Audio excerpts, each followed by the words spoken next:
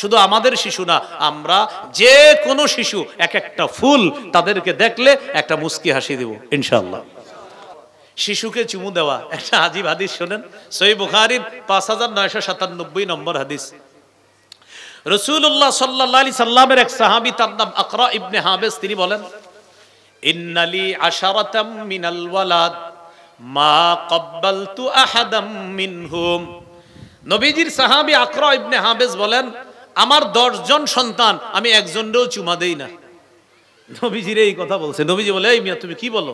জি হুজুর, আমার 10 জন সন্তান, একজনকে আমি আদর করে চুমু দেই না। নবীজি বললেন, মান লা ইয়ারহাম লা ইউরহাম, যে দয়া করে না তাকে দয়া করা হয় না।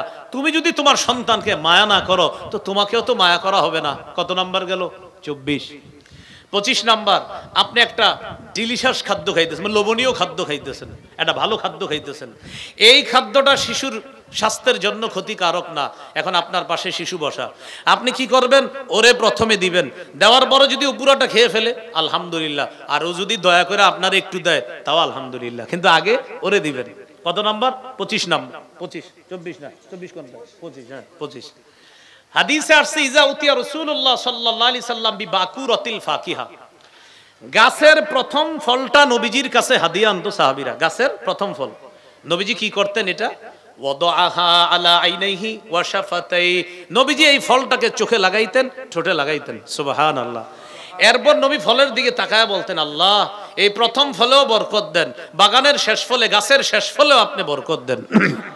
সুম্মা ইউতিহা মাইয়াকুনু ইনদাহু মিনাস সিবিয়ান, পাশে কোনো শিশু থাকলে নবীজি ফলটা তারে দিয়ে দিতেন, নাও এটা তুমিই খাও। সুবহানাল্লাহ। তাহলে শিশুকে খাবারের ক্ষেত্রে অগ্রাধিকার দেওয়া। কত গেল? 25। 26 নাম্বার, শিশুর সাথে বালখিল্যতা করার সুযোগ দেওয়া। দেখেন কি বললাম, শিশুকে বালখিল্যতা করার সুযোগ দেওয়া। বালখিল্যতা কাকে বলে?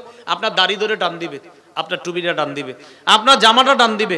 মাঝে মাঝে এরকম যদি টুপিটা টান দেয়, আপনার কাজ নাই কোনো, মনে করে টুপিটা ওরে টান দিতে দিয়েন, ও মজা পাইতেছে, ও করুক, ও একটু আপনার টুপিটা টান দেখ।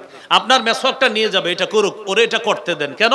ও আনন্দ পাচ্ছে, এটা করতে দেন। দলিল সহিহ বুখারীর বর্ণনা 5993 নম্বর হাদিস। মন দিয়ে শোনেন, এই হাদিসটা একজন নারীর হাদিস। মাশাআল্লাহ, এটা মহিলা মাদ্রাসার না মাহফিল। ওনার নাম উম্মে খালেদ। বলেন কি নাম? রাদিয়াল্লাহু তাআলা আনহা। এই সাহাবিয়া বলেন, আমি যখন ছোট ছিলাম আমার আব্বার সাথে নবীজির কাছে গেলাম। আলাইয়া কামিসুন আসফার, আমার গায়ে একটা হলুদ রঙের জামা ছিল। আমি আগেই বলছি মেয়েদের কালারে ছাড়াস, মেয়েদের কালারে ছাড়াস। তো তিনি বলেন, আমার শরীরে একটা হলুদ রঙের জামা ছিল। নবী আমার জামাটা দেখে বললেন, সানা সানা। আমরা বলি না, আহ কি সুন্দর, কি সুন্দর। তো নবী আমার জামা দেখে বললেন, সানা সানা। সানা সানা এটা হাফসি ভাষা। নবীজি এমনি হাফসি ভাষায় বললেন সানা সানা।